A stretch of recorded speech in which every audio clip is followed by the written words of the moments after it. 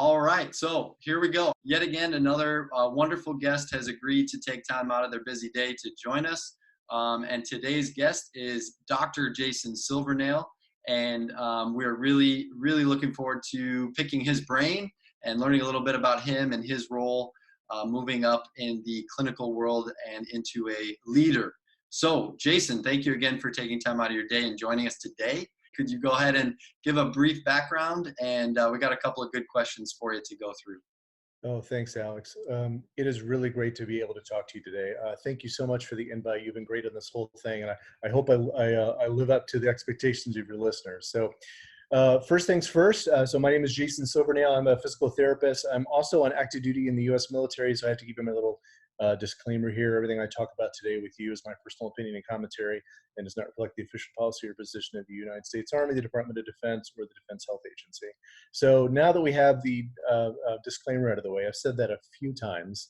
My wife even jokes that she says, sometimes I roll over in bed and I feel like you're going to look at me and say, you know, honey, everything I talk about with you is just my personal opinion and commentary. Like, baby, I'm sorry. That's not what I'm, anyway. So I have been a physical therapist for 22 years, almost all of it spent, in the military. And I would say an advanced practice model, but actually I'm just in the Department of Defense. I get to practice to the appropriate limit of my education and training, and I'm not limited by artificial constraints like that many of my colleagues have in the outside world, which we could potentially talk about yes or no a little bit later. But I think if you're an evidence-based chiropractor, I'm sure you know exactly what I'm talking about that. So I've really enjoyed that time. I spent most of my time in clinical environments, directly providing medical care, leading medical care, running clinics. I was the #3 leader at a major military hospital, so I've experienced running hospitals as well. And it's been a great ride. And the military has sent me everywhere, pretty much everywhere in the States. I've lived in Europe. I've gone to combat zones a couple times. Came back with all my pieces and parts, which is fortunate. And so during that time, I got my doctorate in physical therapy degree. I picked up a PhD, or Doctor of Science, from Baylor University through an Army program. Board certified in orthopedic physical therapy, fellowship trained in manual and manipulative care, and I'm a certified strength and conditioning specialist. And so I feel like I've had a time to explore and do a lot of cool things. I've been very fortunate to have many of the opportunities that I've had and to work with some really cool, cutting edge people. And I think I'm most excited about connecting to people who are in and around the medical system who are not in the tribe of the letters after their name, who are in the tribe of evidence-based practice and what's best for our patients. And I can find that in the fitness world, in the physical therapy world, in the chiropractic world, in the medical world, and that is my tribe. And I get the feeling, Alex, that that's very similar to your tribe, and so I'm really excited to talk to you today. Yeah, that is definitely the case, and I mentioned this on podcasts when I've interviewed our previous guests, that this is like a purely selfish endeavor. Like, I get to sit here and to ask, leaders of both professions, chiro, PT. Our last guest was a guy by the name of Austin Einhorn, who's out in the Sacramento, San Jose area, and he's a fitness coach, fitness instructor, but who gets the same lingo that we're going through and challenges a little bit of the current model. We'll just leave it vague, their current model, and a really interesting thought process that Austin has. And so I'm in the same tribe, constantly striving to challenge my own background and my own biases that we all bring to the table. But being in the education industry, so let me give you a little brief overview of myself here. So I run a small chiropractic and rehab office here in the suburbs of Chicago. But I do that Tuesday, Wednesday, Thursday. And then on weekends, I'm all over the place organizing courses for chiros and PTs and manual therapists. And every course that I go to, without fail, someone makes a comment about the toolbox. Just learn this technique and add it to your tool belt. And the patient that walks in, you can pull out that tool and you can use it, whether it's scraping, taping, manipulation, whatever it is. I hear teachers say it all the time, and it's never resonated with me. I've always thought it's been kind of on the surface, it makes sense. But when I tried to dissect it, I thought, I don't necessarily know if I'm buying that narrative. And then you come along. And I read a nice online bit about your take on the toolbox approach. And so for our listeners today, can you share with them your take on the toolbox analogy? Yeah, so it's a good question. I really hate the toolbox analogy and discussing of clinical processes as if they're tools. You know, I realize also that it's very easy for someone to hear that and sort of make a caricature of my argument. In like critical thinking world, they call that a straw man. So there's this really funny tweet I remember. I can't remember. Listeners will understand what I'm talking about. And a guy says, you know, the great thing about social media is you can say something like ducks are good. And then somebody else can come up and say something like, you know, my sister's a duck scientist and this is a really wrong view. And another person can come up, well, you know, your silence on horses is really telling. You know, so I'm acutely aware that like no matter what position you take on an issue, somebody's going to get mad and mischaracterize your argument in a ridiculous way and think you're an idiot. So with that sort of preamble, for lack of a better term, I will say I really, really dislike the toolbox analogy. So the reason I dislike the toolbox analogy is that I don't think that people are actually using these clinical processes. Now you mentioned needling and manipulation and taping as a couple of examples. I don't think people are using these generally in a thoughtful clinical manner. And the reason I say that is that I teach physical therapy students, I teach medical students, I teach medical residents, I teach at the residency and fellowship level in PT. And I have directly seen with my own eyes and with other people, I have watched people go through this stuff and they don't use these tools in a thoughtful way. So here's what happens is we open up this toolbox and we put all these tools in. And what ends up happening is we have our favorite tool. We have our little thing that we like. And then everybody that comes by, they're getting that tool. And when that tool doesn't work, we throw it over our shoulder and we say, no problem. And we rummage around in our box and we find the next tool we like the most and we slap that on. So if you're one of the few people out there who's not doing that, I'm sure that my critique doesn't make sense to you and I'm fine with that. But I would say I'm fairly convinced that that's how most of our clinicians are using these kinds of approaches. They don't have a unified process of clinical reasoning or of a clinical process of expert practice with them. They're just throwing a series of different things, like throwing things at the wall and throw the spaghetti on the wall and see if it sticks, kind of a thing. So I'm very convinced that that's what's happening. I've seen it very often. I've seen it in patient records as well as in talking to people and educating them and all that kind of stuff. So the problem I have with the toolbox is it's about things, not processes. It's about the clinician, not the patient. It is not about a reasoning process. And that is what we need to be focusing on in medicine. And in education, we all need to, when I say we, I mean all of us in medicine, every branch of the medical tree needs to do a better job of focusing on that reasoning part.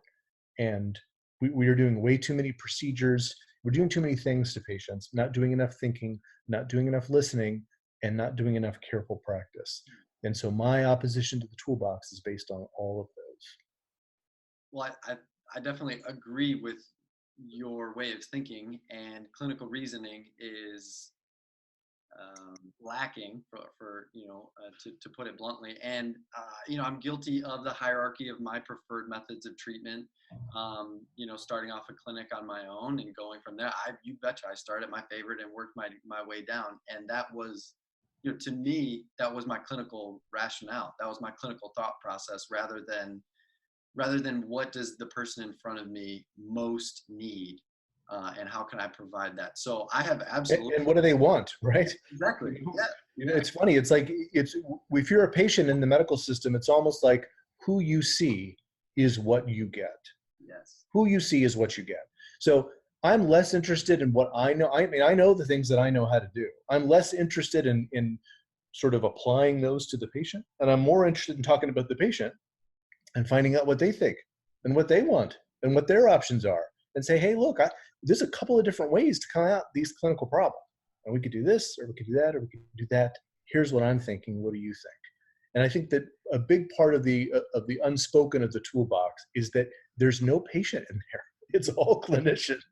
It's all, here's the expert things that I'm hung another tool on my belt, and aren't I so smart, and don't I know so many things? And that has got nothing to do with taking care of patients. It's got nothing to do with being patient-centered. Even though people who often complain the most about my toolbox thoughts seem to think they're patient-centered, and I don't think a toolbox focus is patient-centered. And I actually have since started, when I go through the education portion of care with patients, whether it's an in-between, the way that I try to like infuse patient education is between exercises, between sets, that, I check in, that sort of thing. I don't just like hit them, right away. I just try to I like the word infuse.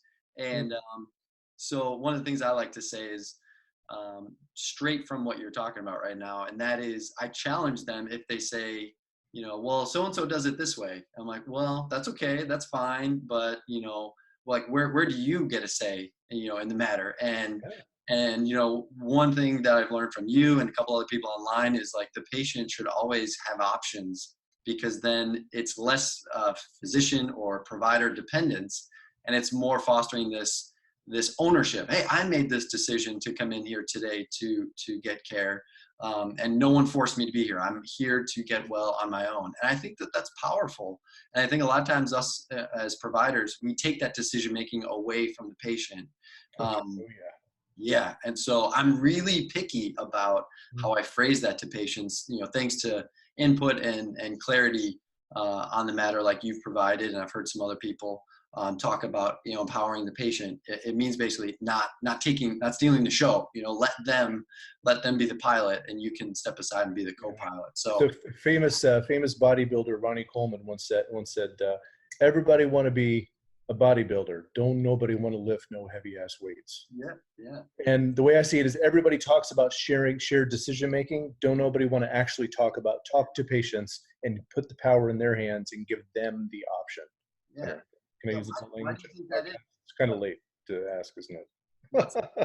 I said, can I use adult language on your podcast? I guess it's a little late to ask now, isn't it? You can. Yeah, we'll put the little E next. Put the little beep. Yeah, that's fine. But that's, we could go down that whole direction.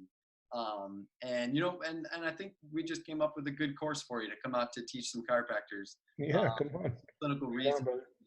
And because like I said, every event I go to, someone says it's just another tool. So I hope that as our listeners, process this and reflect on your words, that they accept that there's a different point of view out there that hopefully their patients can benefit from. So that leads me to the next question here, which is, what should we know about clinical process of expert practice? Well, I think the way I conceive of it, the way I talk to people about this is that, I talk to people. The example I use is the GPS system in your vehicle, right? So the GPS system in your vehicle or on your phone, because, let's face it, it's modern times and nobody uses the one in the car anymore, right? Everybody just uses the phone. Yeah. Gosh, the darn maps get updated sooner anyway. What was I talking about? Oh yes, expert practice. Yep. So that GPS on your phone is only effective if the map actually reflects the territory. If you can change your route as you go, if something happens, right? And if it gives you accurate information about when you're going to get there. So the GPS system doesn't do any of those three things, it doesn't help you, right? So if I'm looking at how many episodes have been there, like, this is one of my favorite expressions with the GPS, make a legal U-turn when possible. And you're looking down at this thing, you're like, but I'm right there, right? That's a great example of the map not reflecting the territory. Another thing is, if you have to make a different change in your route, if the GPS system does not automatically reroute you, and it just goes please proceed to the route. Please proceed. I'm trying to proceed to the route. The road was closed. Give me a break. Sandra, we call her Sandra or Sally on the phone. I don't know if you guys have names for your GPS on your phone. No, but carry on. Yeah. Yeah, I don't know. So there we go. So, and also it's got to tell you when you're going to get there. If you have no idea when you're going to get there, or if the time it takes you to get there is so unbelievably inaccurate, it's not going to help you, right? So you need a GPS system for clinical practice. And so the three things you need for good expert practice is, you have to know the literature, you have to use a critical thinking process, and you have to use and interpret claims responsibly. So knowing the literature is the example of the GPS reflecting the map accurately. If you don't know what the evidence actually says about the kind of care that you're in the business to provide, then we can't even begin to have a conversation about things, right? And so you'll very often run into folks who have strong opinions that appear to be completely disconnected from the published evidence, right? Those folks need to do step one before we can kind of even progress further. Know the literature. Yeah, absolutely. So, and I'm not talking about you have to know every little thing. I certainly don't know every little thing, but I know the big picture, broad stroke literature, the major systematic reviews, the clinical group, the country or industry in which you practice, that kind of stuff. I'm talking about big picture, right? Then you have to use a critical thinking process to both challenge your own biases and work your way through a diagnostic and management process with a patient or client. And that is like the GPS system changing its route. We've all been there. You think you fully understand the disorder the patient has, and you apply what you think is the correct treatment, and you get a very discordant response. And you think, uh-oh, somewhere an error has been made. It's probably mine. And what do I do next?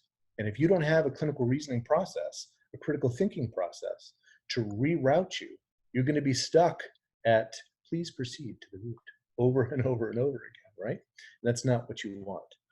And the last thing is you need to use claims responsibly. And that's the same thing as your GPS telling you how long it's going to take to get you places, right? So there's no shortage of unreasonable claims disconnected from clinical reality and disconnected from the facts of the literature out there. But those have strongly negative effects on our patients. So making sure that we set expectations correctly with patients and that we're being honest with ourselves about what this whole medicine thing can and cannot do is extremely important. So know the literature, use a critical thinking process, and use and interpret claims responsibly. If you do those three things, I think you're well on your way to really understanding what expert practice looks like. Well, I appreciate you putting those three items so succinctly. And you know, as an educational organizer, and I teach occasional rehab-oriented courses and stuff. I always try to ask the question of like, what are we actually doing? You know, like if it's a soft tissue course, I'm always like, even dry needle. Our company puts on dry needling courses, so yeah. I'm thinking to myself, well, what? This is me trying to abide by, okay, the literature, and then also number two, the critical thinking process. You know, it didn't take me very long to realize I'm dry needling the same muscle on this person over and over again. There's got to be a different way of looking at this, or there's got to be a different intervention that can come to a non-dependent interaction. And so yeah, I get it. I financially benefit from dry needling courses, and yet I'm pretty close to making a significant decision on dry needling as a whole, because I would rather people learn to think than to probe more muscles with, right. And part of that is understanding what would ever get you to the point that putting a needle into someone has a benefit? Is it strictly me personally? Well, it was kind of a universal question, but right, yeah. That's kind of what keeps me up at night is this having the effect that I was taught? And if that answer is a hesitant answer, then I got to go back to number one and know the literature. And then from there, I'm still, so this is me kind of rationalizing out loud with you here is with dry needling right now, I'm in, stage 2. I'm trying to think critically of it because there's a lot of views and even stronger opinions on the matter. And so I'm questioning, I'm skeptical, I'm questioning, but I'm also willing to have my thoughts and processes challenged. And so that's if I can be vulnerable, that's where I'm struggling right now is the use of dry needling. Well, I think, Alex, we're all struggling with a lot of the things. I mean, if we're not struggling with the things that we're doing, then we don't know the literature. If you're not questioning what you're doing, then you must not know much about the published literature, especially for the kinds of problems that people in our collective professions treat, right? In terms of the overall effect sizes and all that stuff. Like, if people are out there terribly confident, that's a pretty good sign that they don't know the literature, right? But I would say that there's something about like the disconnected online social media type internet world that sort of promotes this idea of two different warring camps. You're either for needling or you're against needling, right? Or you're for this or you're for that, right? Or you're on this side, this team, or you're on that team. And so here's what I would say overall is that needling is not for me. It is not my cup of tea. I have not pursued dry needling training. I don't intend to. However, I know lots of people who use that responsibly in a good clinical reasoning model. And I think that any individual treatment approach, unless it is completely disconnected from science and reality and evidence, like Reiki, say, or crystal healing. Don't know all the Reiki and crystal people are going to hate me. Okay, well, too late. Unless it's something like that, you can use it in a clinical reasoning context of critical thinking and be effective. So especially from my experience in medicine, especially in managing larger healthcare organizations, is that at one time when I started out in my career, I was pretty narrow in terms of what I would accept as acceptable practice. And like I would have all these wars. I mean, we've all got the internet, right? How many Jason Silvernails could there be? Like you can find me being like a complete opinionated dum-dum about tons of stuff, right? If you just take 5 minutes to look, and if you're interested in embarrassing me, you can certainly do that. Send your best stories to, no kidding. But the deal is that we can, my sense of what's acceptable has grown as I understand how difficult it is to manage medical practice generally. And so right now, I'm in charge of physical therapy at a very large military hospital. And I'm very tolerant of a lot of standard of care physical therapy stuff that I normally would not be on board with, that I normally don't like myself, because it's standard of practice and it's being provided in a safe manner. And based on its comparators to other options in our medical system, it's lower cost, lower risk, and less invasive. So therefore, I'm much more tolerant of that. And so one way to look at dry needling is, if the courses you're teaching about dry needling are heavy on humility and clinical reasoning, then I don't think there's necessarily any reason to abandon those, because there are plenty of folks being taught that there's magic in that needle. Not everybody, but there are plenty of folks out there doing that. And if you were saying, hey, we're going to show you this thing, you might find it effective, but we really need to think about what we're doing here. And we really need to have some humility about what's going on. And let me walk you through that. Boy, that's a pretty thoughtful and different approach to education. Yeah. And that might be something that just the sort of thing that might take off. Yeah, I think so, because we've got a couple different instructors that teach dry needling for us, and very competent dry needlers, and also very open to feedback on how our courses go and stuff. And so I've had some really good intellectual conversations about this, and steering maybe they just set the tone for the first 30 minutes on the weekend, saying, I'm going to teach concepts of dry needling. I'm not going to proclaim to be God's gift to dry needling. And I've heard one of them say that, like, this is an intervention. It's not the intervention to be all intervention. So thankfully, we wouldn't have, I like what you said earlier, a dum-dum. We wouldn't have a dum-dum up there making it all about themselves. We kind of weed those kind of instructors out, well before they get part of a group, That's great. So not every company's doing that. So tipping my hat to you. Yeah. Well, it was just something that I realized I don't want to be, just a one person, yes, this course should go on, or no, this course should not stay. So there's actually 5 or 6 of us that meet regularly. We go over, CVs of speakers. We go over the content, core objectives and that sort of thing, course objectives. And we can tell, we have a pretty good radar of this person's in it for themselves, especially if they have a product that they want to sell at the course. We toss that out right away. But I want to shift topics for a second here, because I only have you for so long, and I want to make sure that we respect your time. I know you've done extensive work with a lot of areas of care, but one that is often overlooked and underappreciated, by myself included, is the role of sleep. And so I know it's kind of shifting topics here real quick, but can you tell us a little bit on your background and the role that sleep has in your communication and intervention with patients. Yeah, sure. Thanks for asking. I think it's definitely an under appreciated thing that we need to be concerned about in our collective business, especially in rehabilitation and musculoskeletal medicine. So I would say I've done a fair amount of teaching on sleep, but I haven't researched it or anything like that. I've certainly got some people I follow on social media who are much more savvy about sleep science than I am.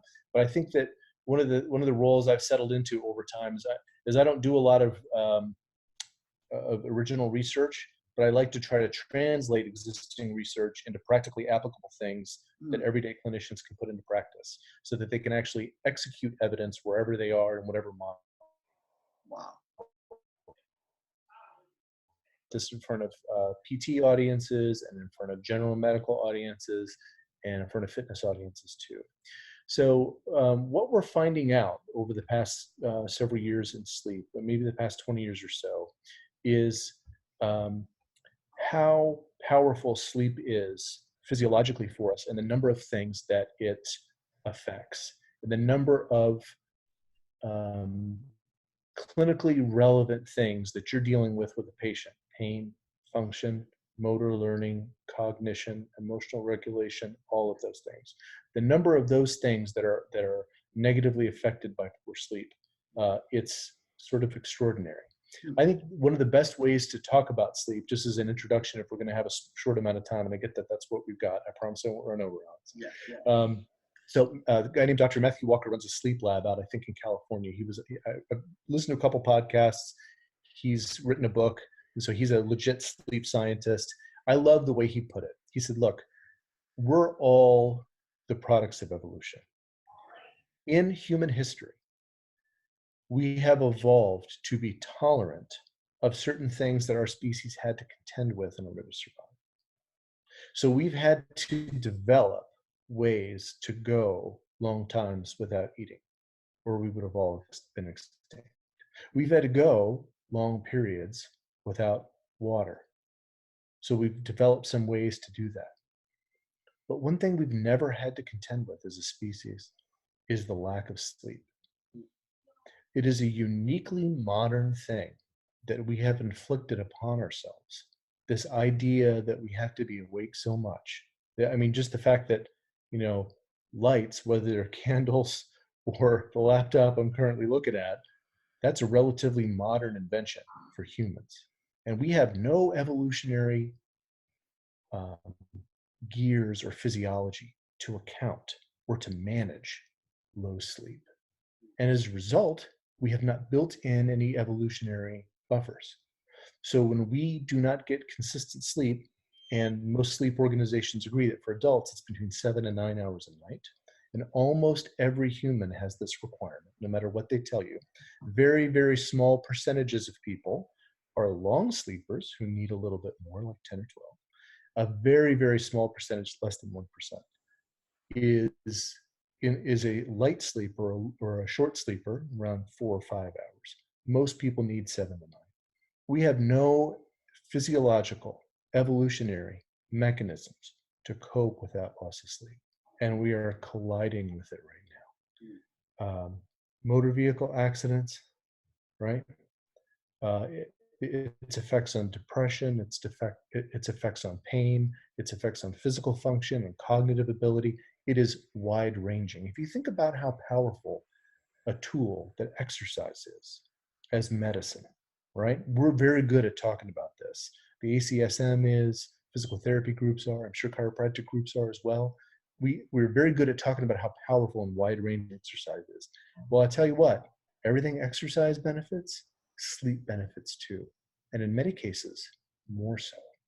And if we're not thinking about that and helping our patients with it, we are leaving a lot of clinical benefit underutilized. And we are probably not providing best evidence care for our patients if we are not into that topic with them at some point in their care. How does that sound? That sounds like I've got a lot to learn on sleep. And, So Yeah. what was the name of, I can look it up and put it in the show notes, but you said it was a book by Matthew Walker. What was the name I of it? don't. I'm reluctant to use book titles unless I have the book right in front of me. Okay. So Okay. I tell you what. Let me send it to you Yeah. to make sure I don't say the wrong. People are on the phone like listening, like this guy doesn't know what he's talking about. So Yeah. I probably forgot it. But No, yeah, so I follow a lot of people online who are very knowledgeable and smart about sleep. I first got interested in this when I was in a small Army group called the Performance Triad, where we're trying to change the fitness and health culture in the United States Army. The triad being sleep, activity, nutrition. Learned a lot about sleep, coached a lot of sleep, coached a lot of people to help other folks with sleep. Somebody else who's on social media who's really good at this, I'm not going to be able to pronounce, sorry, Katie. Her Twitter handle is at Katie Sleep PT, Katie, at Katie Sleep PT. And she's done amazing work for this. And she obviously, you scroll through her Twitter timeline, I'm like, podcast for sleep, they ought to be called. Well, I'll definitely share that with you too. And there are tons of folks who are starting to get interested in this. So if you just pull up a browser and type effects of low sleep and see how many hits you get and see how credible the hits are, and you start to realize, oh boy, I need to know more about this. Yeah. Groups like the National Sleep Foundation in the United States, the National Sleep Foundation, have extensive patient and provider clinician resources where you can start to learn about how you can assess sleep, the ways in which you can coach people to sleep better, and how to approach sleep problems like insomnia. And I teaching people about how to do that at seminars all the time. Awesome. Well, thanks. We'll make sure we include that information in the show notes, and we send that out on when this episode goes live. Moving on again. So for the clinicians listening to this episode, because we're big on giving some type of leadership pearl, and there's probably no better example than either combat leadership or leadership from the military. And with your background, what's one or maybe a few leadership pearls that you would want some clinicians to hear? Well, thanks. Kind of you to say. So I would say work to get experience in medicine generally outside your narrow field, right? Because I run into, so I'm having some experience at higher level leaderships in hospitals. I'll often see people in my line of work or in other lines of work have like pretty strong opinions about something, and it's apparent by the way they worded their opinion that they don't really know anything about medicine except the branch that they happen to work in. And that is an extraordinarily narrow perspective with which to understand overall problems in medicine and health and how to approach them. We really need to take time to step back and learn more about other branches in the medical tree and other processes in medicine and how they work in order to really understand a lot of these clinical problems and these management problems, right? I run into a lot of these folks who just, you feel like, oh, everybody's got a simple and easy and wrong solution for a complex problem they obviously don't understand, right? So I would say also it's a really exciting time to be in medicine because we're sort of like at the beginning stages of the like high reliability revolution, performance improvement revolution in medicine, which is long overdue and is starting to infiltrate more and more large organizations. Proven processes and principles that are used to systematically reduce error and improve safety. So I don't know if you ever remember watching a TV show about flying on a plane in the 50s. Have you ever seen something like that? There's a couple TV shows that my wife and I have watched that are like 50s era stuff that's really cool. And people are on planes and there they are smoking their cigarette and having their drink, and it all looks so nice. But what you sometimes forget is all the screaming and burning bodies that happened in aviation at that time in our history. Because aviation was not very safe back then. Aviation killed a lot of people. And over time, they were one of the first large industries to sort of be confronted with this fact that the kind of errors that you make in general aviation have catastrophic consequences. Even a small error could have a catastrophic consequence. And Alex, doesn't that sound like medicine? That sounds exactly like medicine. So there are these principles of highly reliable organizations, or HROs. And this is really a big part of the revolution of quality and safety in medicine. Understanding a lot about quality and safety in medicine and how to apply principles of highly reliable organizations. I'm not going to list the 5 because I don't encourage people to go out and look them up. Really understanding in detail how organizations in general, and medicine in particular, can systematically improve safety and quality of care. It's very important. So way back in the 50s, like the pilot was the king, right? What they said goes, right? And that produced a very top-heavy, hierarchical, top-down approach to conducting business. Boy, that sounds like medicine too, doesn't it? And what happened was, and it's not hyperbole to say carnage, right? And now, when we have an accident, what a jet crashed? This doesn't happen. The aviation community has systematically beaten out so many errors and have improved so many processes by making safety and quality collaborative efforts that are resistant to failure, that are resilient, and that are led by the local experts, whoever those are. Those are just a couple of examples that are close to high reliability principles. So if you have any desire to fill a leadership role in medicine in any branch, I would highly encourage you to look at, or if you're a leader in your clinic or wherever your location is, if you're an accountable leader, someone who's responsible for the conduct of business and the care of employees and patients, you owe it to yourself to look into see what high reliability principles are and how you can apply them where you are. Brilliant, brilliant. Perfect. And there is, if I can add to that, there is a sense of humility. There's a sense that, you know, you don't know, you might know your narrow focus, your narrow channel, but there's so many other, you know, moving parts that there is a sense of humility that has to take place. You have to recognize that the people around you have also, you know, opinions and views on the matter. And if you're going to be closed off to those opinions or views, we as a healthcare practitioner are going to, you know, negatively affect the patient in front of us is ultimately what we're getting. So I had a leader I worked for once who put it this way, and I'm not sure if this is his quote or if he got it from someone else, but I really liked it, so I keep using it. yeah. He said, "Look, these rules about how we execute safe, quality care, they are written in the blood of our patients. I'm Like, gonna do that. make no mistake. Make no mistake. Spend even 30 seconds on an internet browser and pull up medical errors.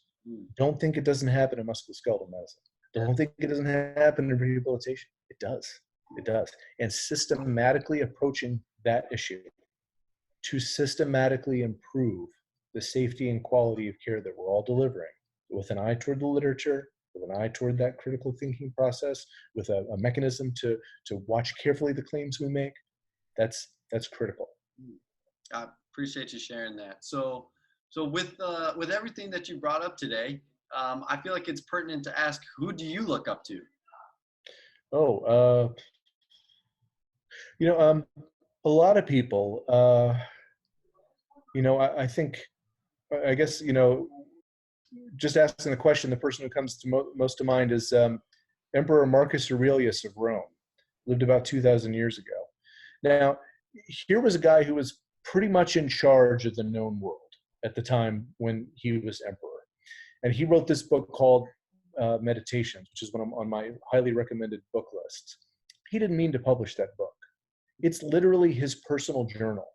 And as he traveled all around to the different parts of the Roman Empire to deal with all that, he faced the same troubles that people like you and me and our listeners are facing every day. And he didn't have any better a solution for it than we do. As powerful as he was the most powerful man in the world at this time. He was racked by concern about how his actions were affecting other people, whether or not he was making the right decision at that time. He was troubled by all sorts of just the daily confusion of life. And it turns out he was not immune to that as emperor of Rome. And you just watch and read the challenges he has and how he challenges himself to, despite all of that, to only keep his focus on the two things he can control: his behavior and his thoughts. And that's kind of part of the backbone of what Roman Stoic philosophy is. You'll see a lot of those same themes in Buddhism, Hinduism, Christian scriptures, in the Quran. It's kind of like well understood common ancient wisdom, for lack of a better term, right? And so you'll find a lot of those themes in a lot of those ancient books of wisdom. And so when I think of somebody I look up to, I think of somebody who, despite all that power, where he could have just reached out and done anything he wanted to anyone he wanted, at that time, his journal shows how thoughtful and careful he was being and how hard he worked to stay humble about what he could do and what his path in life was. So if I had to look up to somebody, I think that you'd be hard pressed to find somebody better than him. Yeah, I appreciate you sharing that. And that book is in my Amazon wish list right now. So we'll go ahead and get that ordered. I mean, the people at Amazon might not like me to say this, but you can find free versions of that ebook available all over the internets, as the kids say these days. All right. Well, yeah, that's good to know. I would encourage you to try to get a modern translation, because it's obviously translated from Latin. And so the 50s translations were a lot of thou shalt and forsooths and that kind of stuff that are sometimes hard to follow. Yeah. But if you pick up a more modern translation, I think that you'll get a lot of value out of that. I certainly have. It's definitely one of my books I most frequently go back to at times to kind of get centered. And speaking of books, final question here for you. I know you mentioned meditations. What are, so let's go with 2 other books. Can you give our listeners 2 other books that you would add to the recommended reading list? Yeah, sure. So one of the, one of the books I recommend the most after meditations is a book called The Righteous Mind. It's written by the psychologist called Jonathan Haidt, H-A-I-D-T, The Righteous Mind. I read it several years back, and it is basically the story of Dr. Haidt's research into people's intuitive moral sense and what that moral sense looks like across cultures and across kind of human history, and the ways in which many of our judgments and decisions are based on sort of intuitive moral senses of things. And that most of that is in our subconscious or our intuitive sense. And our neocortex, after we've already made this decision, then kind of comes into play and explains how what our intuition already told us must be the right thing anyway, right? And so if you look to understand some of the divisions between groups and tribes and organizations that we often see, and that I think that the information revolution and the internet kind of lays bare for everyone in terms of how strongly people can disagree, that reading that book helped me a lot to understand the reasons why that is, and I think critically how to get past that to kind of find a way to come together and agree on some central things too. And I think it has a good clinical connection, because he talks about in that book this metaphor of an elephant and a rider, right? Where the elephant is your intuitive moral sense. It's your kind of snap judgment about something that you don't really fully understand because it's not part of a cognitive process for you. And then you've got the rider, and the rider is the cognitive process. So the elephant makes the decision and goes off into a certain direction, and the rider's like, oh yeah, I meant to go this way, you know? And so that's essentially a big part of what that's about. So it really helped me start to recognize when and in some cases when other people were being led by their elephants, and then their rider was just explaining why they were doing something when really there's a pretty big disconnect there. And it definitely helps see how disagreements and groups can perpetuate, and ways in which they can come together. Wow. Fascinating. Cool. So we'll make sure that we include some links for that book. And your second one, you have one more book for us? Yeah, it's one I'm finishing up now. It's by Steven Pinker. It's called The Blank Slate. Okay. I think the subtitle is something like The Modern Denial of Human Nature. And where Steven Pinker is talking about how in our popular culture and in science we have all these ideas about how humans function that is often divorced from the well understood nature of human beings. And the more our understanding about or our claims about how people function differs from the scientific evidence we have about why people do what they do, the more confused and difficult we're going to find things. And Interesting. that it doesn't serve any of us to deny that some things are innate to human beings. It doesn't mean that we can't change them. It doesn't mean that culture shouldn't modify them. It doesn't mean that we uncritically accept them, but it means that we have to start from a common understanding of what the science tells us about who humans are and what they do. As the joke goes, I'm just an East African plains ape in a t-shirt right now, right? And so there's a lot of that evolutionary physiology and mechanisms that's still active and evolving with me, and we need to understand that, right?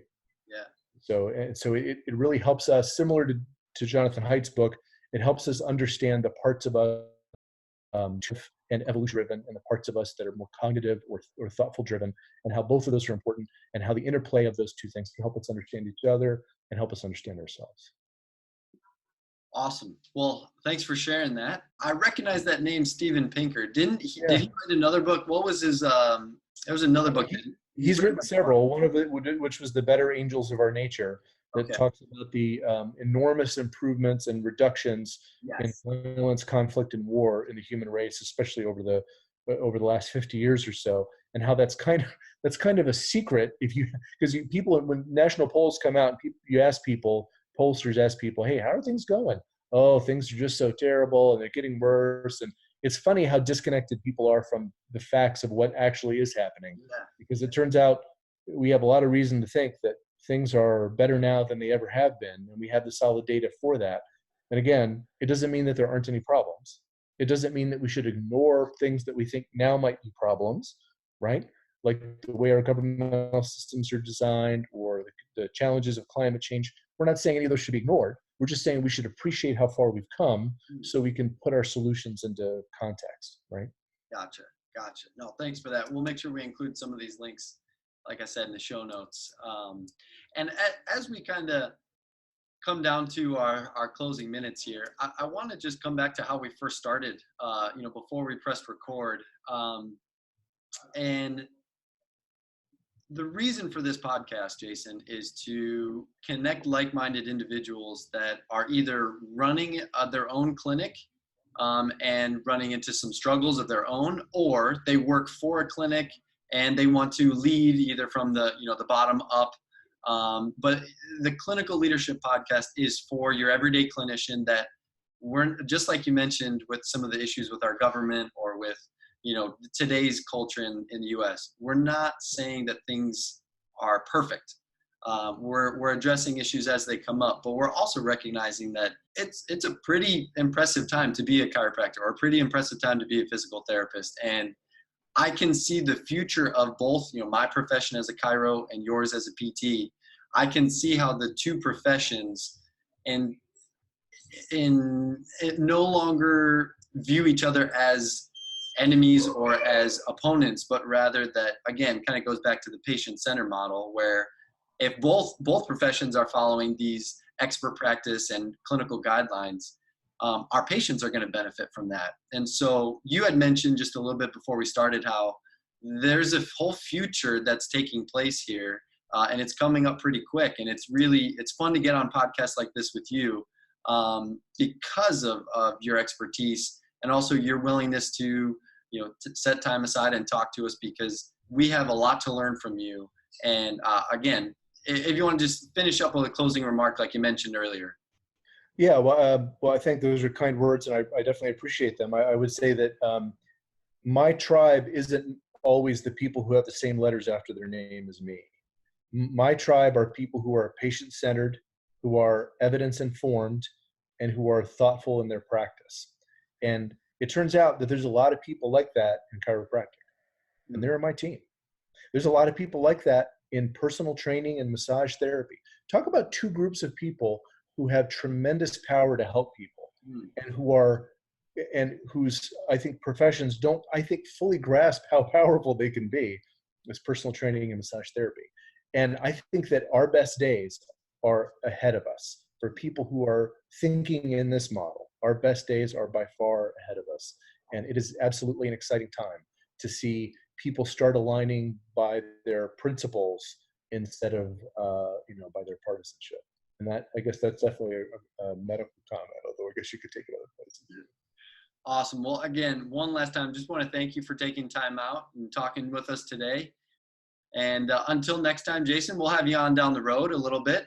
But thank you again. And I appreciate your time. So thank you, Jason. Thanks, Alex. I had a great time.